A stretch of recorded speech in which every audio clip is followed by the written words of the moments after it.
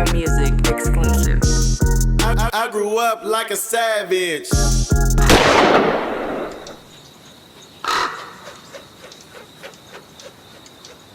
And then I be wanting another thing where we know vultures, because I be wanting to highlight other shit too, because I don't want the Google search to be when you look up Luniz, the feud. Like, what the fuck, nigga? Right. That's how we going out. Right. Like, nah, bro. Like, it's so much more shit to this shit, bro. Like, very true. Like, you know what I'm saying, bro? Like, I don't know, man. We ready? Everybody keep the sound down now. That's our recording. Even that's coming. This is coming through, so we got to.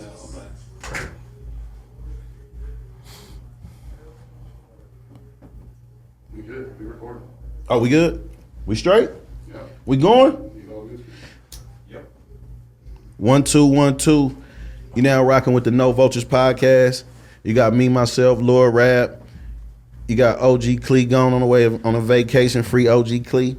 And today we got a very, very, very, very special guest. Now, this guy is one half of a group that's responsible for the biggest weed song. I'm gonna say outside of the biggest rap weed song. So I'll give, Rick James his flowers. I'll give Bob Marley his flowers and all the other genres. But I'm gonna say, as far as hip hop goes, this is the biggest weed song. You will hear this song all over the world all the time. These guys hail from Oakland, California, but this guy in particular, right, has been kind of not in the spotlight by choice. So it is a very special treat to have this man on this show today. We got the one, the only Numskull, man. One half of the legendary group, the Luniz, on No Vultures. Yes, sir. And we live. Yes, sir. We live from motherfucking the Grill Studios, man. Legendary, man. Shout out to Lev Burlack, man. A motherfucking pillar in this community, man. You understand me? We got stories, man. Yeah, you know what I'm saying? So, first things first, Num, is I got to give you the No Vultures disclaimer, right? Started this podcast because we wanted to highlight all of the rappers' accomplishments that we know. Hip hop. We wanted to highlight hip hop in the culture of hip hop, not necessarily just rappers. So we athletes, musicians, politicians, whoever is of us, we know who come from us. You know what I'm saying? So like, if you was a politician, we would say, hey, Cory Booker or somebody like that. He's definitely for the people, right? So we started this podcast because we didn't want to. Exactly what we was talking about off camera, for Numskull's legacy to be on a Google search that he's in a beef with whoever, even if it was, old beef or whatever. We want to highlight your accomplishments, let people know how great you are and what you got going on right now. You know what I'm saying? Right. So how you been, man? I've been good, man. You been good? Yeah, ever since I got home, focus on family. I was blessed to get my family back. You know what I mean? I lost my family in that Hollywood ass industry, you know what I mean? So I'm happy to have my family back. Man, God bless, man. Great. I'm glad you got your family back, because you know where we come from. You know how this shit go. Yeah, but you know what I'm saying? Yes, sir. You know that it's hard for brothers to keep their family intact. Definitely. Just on the regular, like without jail. Definitely. You know what I'm Everything saying? is against us. Man, come on, man. Especially when you get money that you don't know how to use. You was never taught how to use it. Right. You fuck it. Right. You go the wrong way. So, Numskull, born and raised in Oakland. I was born in Mississippi. I love that as my first question all the time, because I find out so much shit like all the time. Now, born in Mississippi. Yeah, my mother brought me to Oakland when I was a year old. What part of Mississippi? Wiggins, Mississippi. I never even heard of Wiggins. You know the population? No. No. I never heard of Wiggins, bro. I've been there one time. Okay. This was after we got famous. I went for a wedding out there. My cousin found out I got streets, because I was my mom's firstborn. So I got a street out there named after me and all type of shit. I had never known that. Got land out there in the whole nine. Wow. So what's the closest, the biggest town that's close to Wiggins? I think Hattiesburg. Hattiesburg. Yeah, Okay, I know where that's at. I know where Hattiesburg is. So wow. Okay. So when you got to Oakland, what part did y'all move to? East Oakland. You moved to the east, and you grew up in the '60s? No. Nah, where Yuck you grew up did. Y'all grew up towards the village. Yep. You grew up where? I grew up by the lake. By the lake. Yeah, By the lake. Both of my parents always had good jobs and everything, so we stayed by the lake. In a house? We stayed in a house, apartments. Okay, yeah. So that's crazy. You and that was where you stayed mostly, around the lake. Yeah. So okay, I chose to be in the hood. This is gonna explain one of my biggest things that everybody want to know. This is already explaining that, right? So this is already explaining the Hillcastle. You know what I'm saying? Because I always wanted to know that. That was like, so growing up, what was kind of like the soundtrack to your life? Like when you go outside, what was you hearing? What was you seeing? Like, I know, for me, I'm outside, of course. I'm seeing gold ones, seeing some, not even gold ones back then, Trues and Vogues and Star Wires and shit, Sevilles and, you know what I'm saying, Barrettes and shit and Cougars. And so I'm assuming it was the same, but you a little soundtrack to my life was Too Short, bro. Too Short. That's what it was. Richie Rich, 415. That was our soundtrack right there. That was the nigga we looked up to. That was you know what I mean? Yeah, Rich was the nigga. Spice One, man, we was knocking that shit. That was Oakland music. That was Oakland music. That's the Oakland I love. That was dope. And Dame for sure. Dame was cold. Yep, Dame definitely. was a real Father rapper. Dom. Father Dom was. Niggas was cold. So yes, sir. So when you growing up, did your parents they stayed together? Yeah. And that's rare in the hood. You know, you had friends going through a lot of shit, having a 2-parent household and having that balance, man. That's beautiful, man. My father met my mother, Fairmount Hospital up on 150th. They alcoholic thing up there. You check yourself in. My mama was in there, patient. Okay. My daddy had just graduated and worked there. So when she came in, that's how they hooked up. You mean to tell, this is beautiful, right? Because you mean to tell me 2 people that had a dependency finished the program and created a functional family. Yeah, he graduated. And got a job there. She came in. Was he like her sponsor?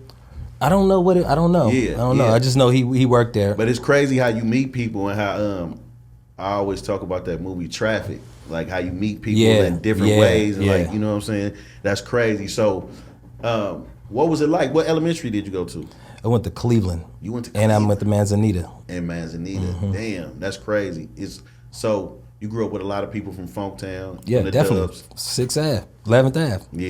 Yeah, them your folks down in that area. I was always like scared of that area, kind of. I don't know why. Like, it was just weird to me. Like, I just didn't know it. Like, the Dubs is hella big in itself. And then if I go down there, I used to be kind of lost, roaming down there by myself. I just didn't know where I was at. Funktown was cool. Thugging though. Funktown was good. You know what I'm saying? Yeah. So, but when you was down there in Funktown, was they hoeing on East 14 at that time? Not no, yet. They was in San Pablo still. Still on San Pablo and still on MacArthur in the east. Yeah, exactly. Yep, exactly. So I had this. I've been having this debate with people lately. That's East Oakland. What is? Anywhere on the other side of the lake. Yep.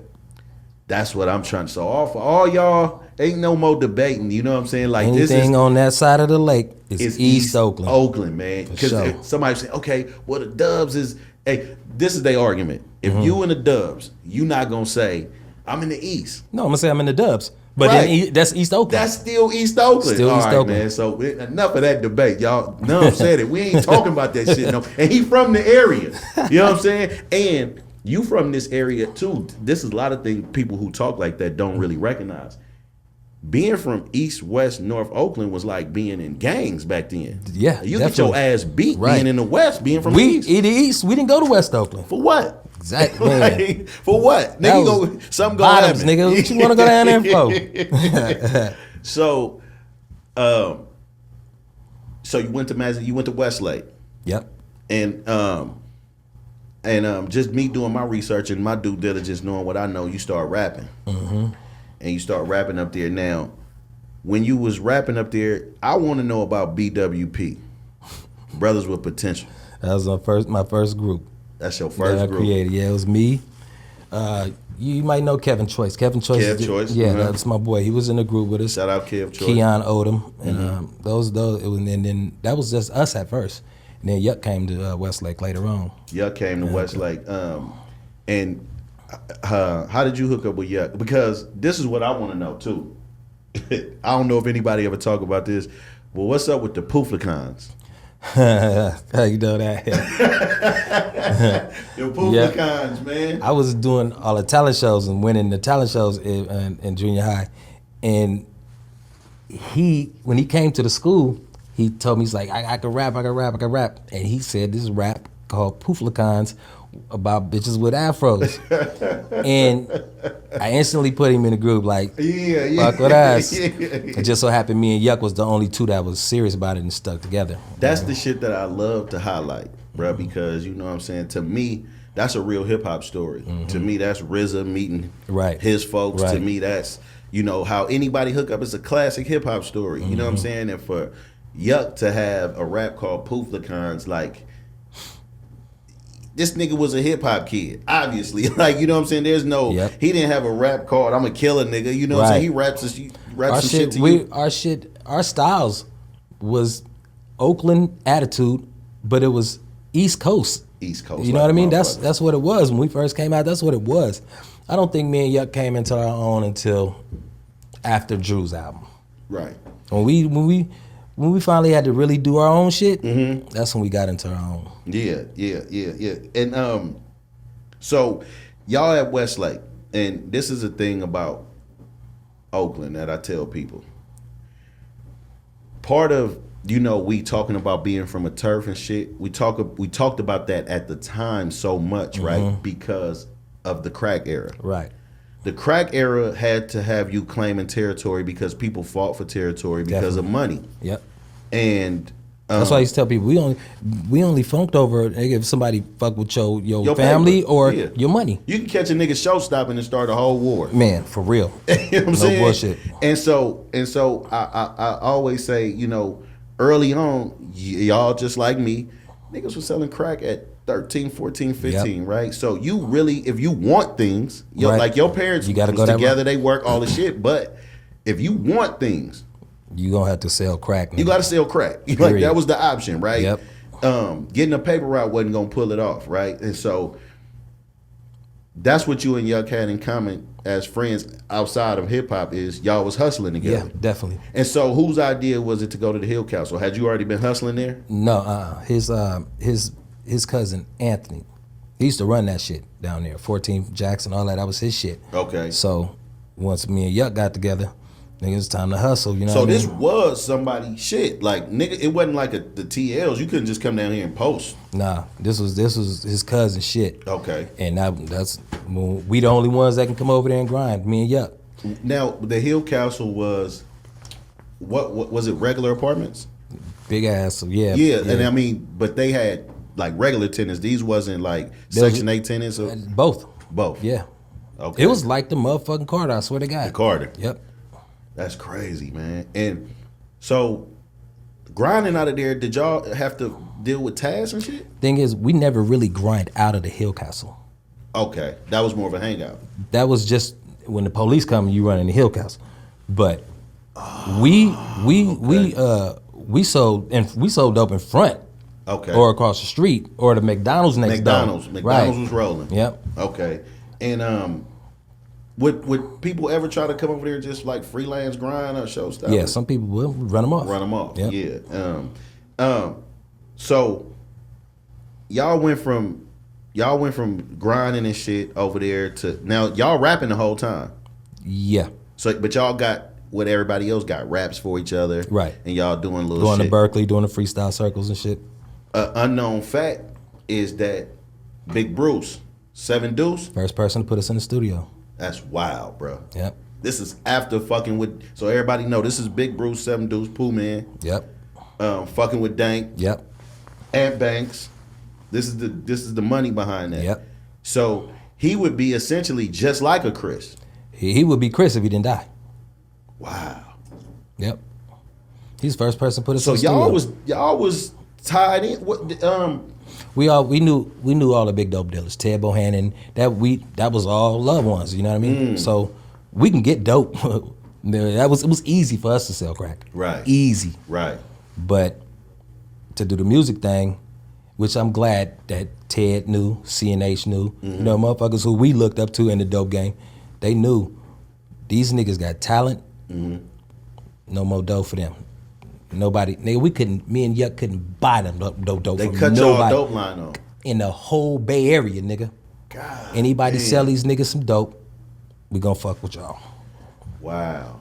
But just to go back real quick on Bruce, so y'all actually experienced, I mean, that was his cousin, but y'all experienced Bruce's death kind of in the same manner and music-wise like Pooh Man. Yeah. Kind of like you could have even thought your shit was over. Yeah. Like it's Yeah. over with, bro. Yeah, somebody, finally showed some interest towards us, and then nigga gone. You know what I mean?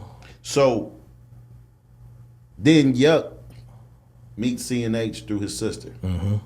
His sister was dating C&H. And how did that first initial meeting go with him? How did you, because he tells how he met Drew. Man, same story. Drew selling coke too, like y'all selling coke. But how do he meet y'all? Is y'all trying to buy some plug or what? Nah, you know what, man? That I can't even tell you how the first time we met. I know me and Yuck went to his sister's house or something, and C&H, she had him there. He wanted to listen to us. She told him we rap, so he wanted to hear us, and we went over there and rapped for him. I don't know why this nigga Yuck tell everybody. No, he said okay. Yeah, we went over there and rapped for him. Yeah. And then right on the spot, paperwork. Let's go. Wow. Yeah. Then put us on. That's when he put us on Drew album. Y'all ended up on what, like seven or eight songs? 7 songs on Drew album. Yep. That was crazy, bro. Like, and so,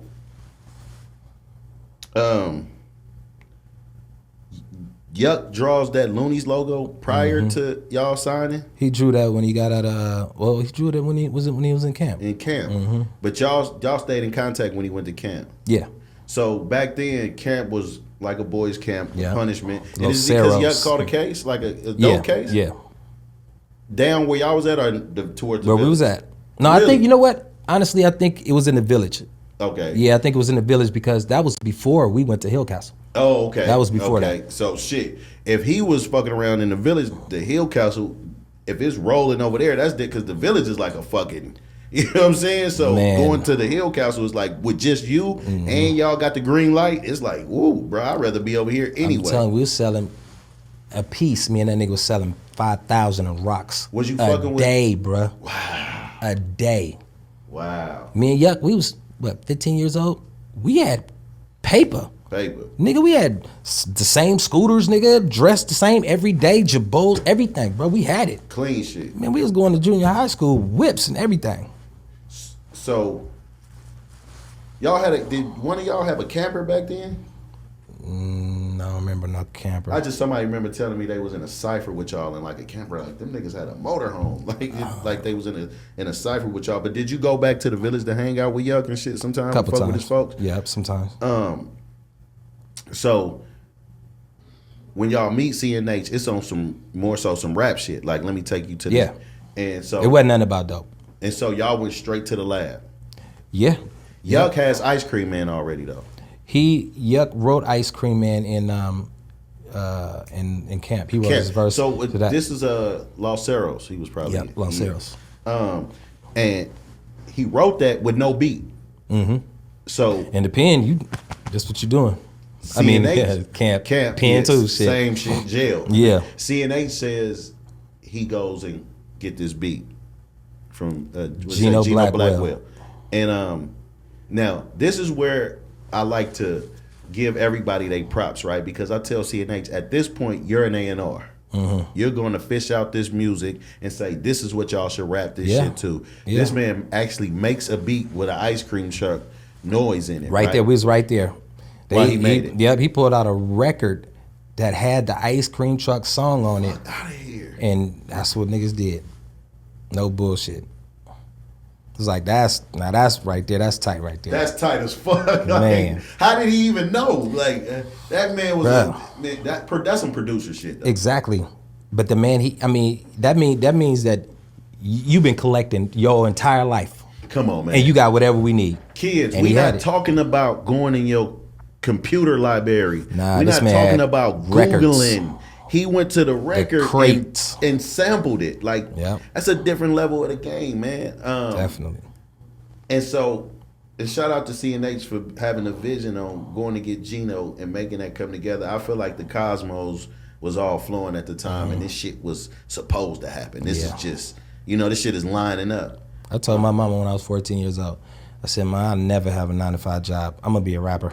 Wow. She said, "You gotta go." Wow. I ain't lived with my mama since then. That wasn't a reality back then. No, it wasn't. It wasn't. I mean, but I knew what I wanted to be. I knew it. When y'all became the Looney Tunes, because not the Loonies, Right. Did Yuck name you? Because he says he gave you Numskull. He did. He gave me the name Numskull. Okay. What was your other rap I name? was MCOOG. I was in the skinny one. Yeah. Had hella names. And as far as Yukmouth is concerned, here again, that is some real hip hop shit, right?